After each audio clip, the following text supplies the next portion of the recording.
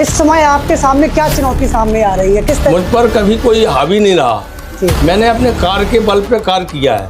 आज भी मेरे ऊपर एक प्राइवेट इस्लाता माननीय न्यायाधीश ने लगाया, लेकिन मैं वकीलों की लड़ाई, जब तक मेरा जीवन है मैं वकीलों की लड़ाई हमेशा लड़ता रहूँगा। माननीय मुख्यमंत्री जी हमारे प्रदेश के जो युवा अधिवक्ता हैं उनको 10,000 रुपये प्रत्येक माह मानदेय के रूप में दें। प्रकार से देखा जाता है कि सियासत हो या इलेक्शन हो, जातिवाद हावी रहता है। तो विकास बरथरे जी, आपको क्या समाज का बहुमत मिला? बात पर कभी विश्वास नहीं किया। हमारी ताकत है अन्य जात, चाहे वो कुशवा समाज हो, चाहे वो पाल समाज हो, चाहे एससी वर्ग के लोग हों, चाहे वाल्मीकि समाज के लोग हों, ये हमारे साथ हमेशा हमारी चुनाव की ताकत ये लोग रहे हैं। मैंने सबसे बड़ा प्रयास ये रहेगा कैसे भी हम बिल्डिंग को, लाहौर को एक सौगात अपने अध्यक्ष के रूप में दूँ।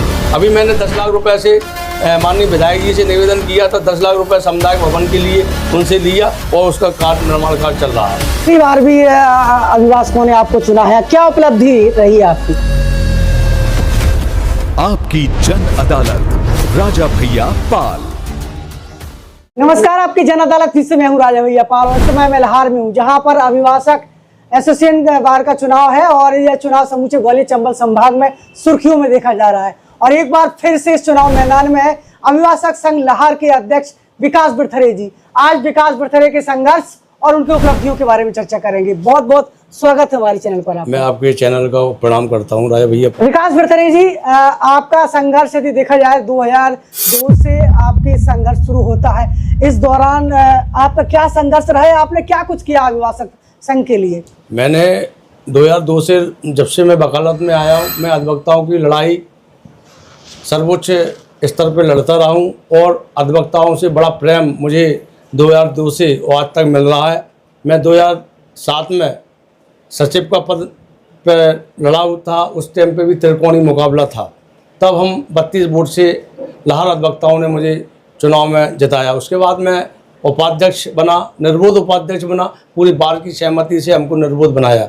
उसके बाद मैं 21 जनवरी 2023 को लाहौर अभिभाषक संघ का अध्यक्ष बना और मैंने अधिवक्ताओं के लिए हमेशा उनकी सच्चाई के लिए, उनके लिए कोई भी अगर संकट अधिवक्ताओं के लिए आया है तो मैंने बढ़ चढ़ के उनके लिए कार्य किया है और मैंने लड़ाई लड़ी है। आपको मौका मिलता है और आप चुनाव जीतते हैं, तो अगले 100 दिन की आपकी क्या उपलब्धियां होने वाली हैं? क्या कुछ मन में है आपके, क्या कुछ करना है आपको? राय भैया, मैं आपको बता दूं, सर्वप्रथम जैसे 30 अप्रैल को हमारा रिजल्ट आएगा, मेरी प्राथमिकता होगी कि मैं लाहौर में जो बिल्डिंग की मांग काफ़ी समय से चल रही है और बिल्डिंग आवंटित के लिए जगह भी हो गई है, लेकिन बजट 49 करोड़ 93 लाख रुपए आया है, लेकिन वो स्वीकृत नहीं हो पा रहा है। तो मैं लाहौर क्षेत्र के माननीय विधायक जी से, अमरीश भैया से निवेदन करूंगा, उनके मार्गदर्शन में मुख्यमंत्री से मिलूंगा और लाहौर को शीघ्र बिल्डिंग के लिए मैं तत्काल प्रयास करूंगा और मैं बिल्डिंग के लिए तैयार रहा हूं। और मेरी एक योजना और है, जो सिविल कोर्ट मेहुना में मंजूर है, लेकिन मेहुना में तहसील कोर्ट लगता है, वहाँ जेएमएफसी कोर्ट मंजूर है। मैं माननीय न्यायमूर्ति जो हमारे पोर्टफोलियो जज साहब हैं मिलन रमेश फड़के साहब से मिलके मैं सिविल जज के लिए जो वहाँ मेहुना में पोस्टिंग है, मैं उसको पहले वहाँ सिविल जज कोर्ट खुलवाने का प्रयास करूँगा। समय आपके सामने क्या चुनौती सामने आ रही है, किस तरीके से विरोधी पक्ष आप पर हावी है या क्या चुनौती है आपके सामने? मुझ पर कभी कोई हावी नहीं रहा। मैंने अपने कार्य के बल पे कार्य किया है। मैंने हमेशा आवासकों की लड़ाई दुख सुख में लड़ी है। आवासकों के बीच में अभी मैं 2023 में जब मैं अध्यक्ष बना तो कुछ आवासकों से एक हमारे जेएमएफसी थे, उन्होंने गलत व्यवहार किया, तो उसकी मैंने लड़ाई लड़ी जबलपुर तक और उनको नौकरी से बर्खास्त हुए वो। और मैंने हमेशा, मेरे ऊपर कंटेम लगा, मैं जबलपुर गया मैंने, लेकिन माननीय जो मुख्य न्यायाधीश महोदय ने मुझे बरी किया। मुझे कोई गलती नहीं, मैंने वकीलों की हमेशा लड़ाई लड़ी है, सच्चाई की लड़ाई लड़ी है। आज भी मेरे ऊपर एक प्राइवेट इस्लाता माननीय न्यायाधीश ने लगाया, लेकिन मैं वकीलों की लड़ाई, जब तक मेरा जीवन है मैं वकीलों की लड़ाई हमेशा लड़ता रहूँगा। इस समय देखा जाए तो अभिभाषक लाहौर का जो अभिभाषक संघ है किस दौर से गुजर रहा है, क्या परेशानियां सामने आती हैं, आप किस तरीके से देखते हैं? मेरे यहाँ मुख्य समस्या तो ये है कि बिल्डिंग नहीं है जी, और बिल्डिंग नहीं होने से हम आवासकों को लपट में बैठना पड़ता है, कोई हमारे पास व्यवस्था नहीं है। अभी संख्या हमारे यहाँ 253 हो गई है जी। लेकिन बैठक व्यवस्था नहीं है, तो उसमें हमारे वकीलों को अधिक परेशानी आ रही है। और मेरा सबसे बड़ा प्रयास ये रहेगा कैसे भी हम बिल्डिंग को लाहौर को एक सौगात अपने अध्यक्ष के रूप में दूं। अभी मैंने 10 लाख रुपए से माननीय विधायक जी से निवेदन किया था, 10 लाख रुपए सामुदायिक भवन के लिए उनसे लिया और उसका कार्य निर्माण कार्य चल रहा है। जैसा कि दमोह की बात करें, आलमपुर की बात करें, यहाँ भी हमारे अभिभाषक के लोग बैठते हैं, इनके पास बैठने के लिए ठीक से बिल्डिंग नहीं है, बैठक व्यवस्था नहीं है, परेशान होते हैं, उनके लिए क्या करेंगे आप? क्योंकि बार के लिए कोई फंड नहीं होता है। मैं अपने क्षेत्र के विधायक, क्योंकि विधायक सबका होता है और वकील सभी वकील सबके होते हैं। एडवोकेट एक कोई राजनीति का अखाड़ा नहीं है, बुद्धिजीवियों का अखाड़ा है।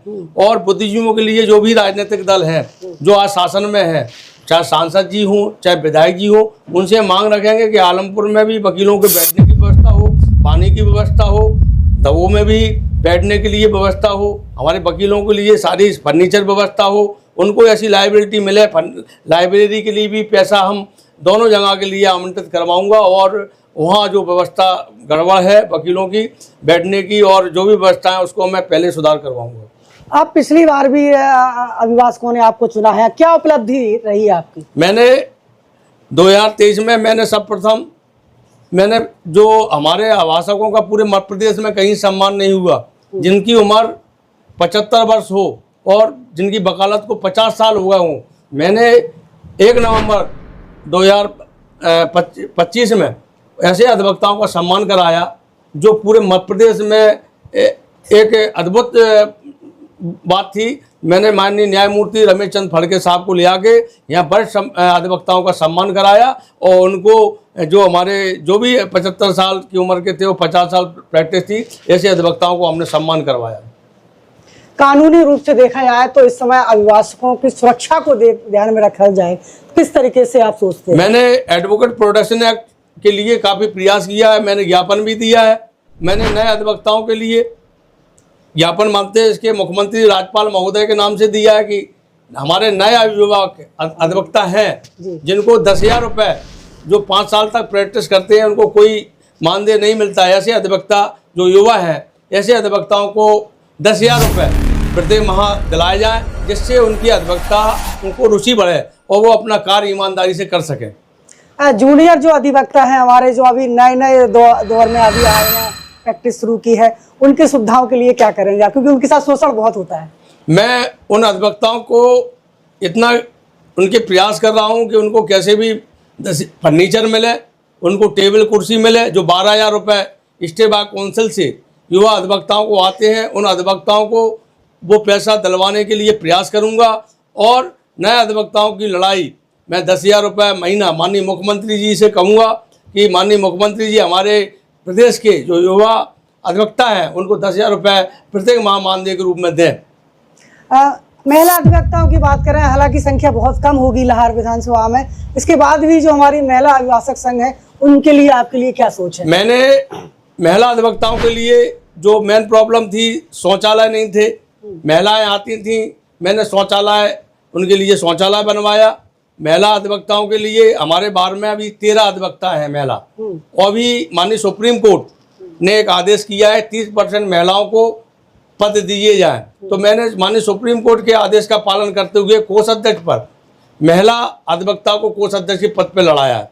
और जो भी 30% में आएंगे उन महिलाओं को हम 30% में कार्यकारिणी में, अगर मैं विजयी हुआ तो मैं उन महिलाओं को अपनी कार्यकारिणी में सम्मिलित करूंगा। कितनी उम्मीद है कि इस बार भी आपको ही चुना जाएगा? मुझे 2007 से लगातार अपने अधिवक्ताओं पर विश्वास है। मुझे अधिवक्ताओं से बड़ा स्नेह मिला हुआ है। लाहौर बार में आज के इतिहास में 50 साल की उम्र का कोई अधिवक्ता अध्यक्ष नहीं बना है। मैंने 50 साल की उम्र में तीनों पदों पर रहा है। ऐसा लाहौर बार में कोई अधिवक्ता नहीं है जो तीनों पदों पर रहा हो। मैं सेक्रेटरी भी रहा, उपाध्यक्ष रहा, अध्यक्ष रहा। मुझे तीनों पदों का ज्ञान है और तीनों पदों पर रहने से अनुभव प्राप्त हुआ है। और मैं अधिवक्ताओं का प्रेम हमने लगातार जीता है, इसलिए हम रिपीट हुए हैं। जिस प्रकार से देखा जाता है कि सियासत हो या इलेक्शन हो, जातिवाद हावी रहता है, तो विकास बर्थरे जी आपको क्या सर्व समाज का बहुमत मिलेगा? जरूर मिलेगा। वैसे मैं भारतीय जनता पार्टी से जुड़ा रहा हूँ और मोदी जी का नारा है सबका साथ सबका विकास। मैं भारतीय जनता पार्टी का जिला प्रवक्ता रहा हूँ। भारतीय जनता पार्टी में आज भी कार्य कर रहा हूँ।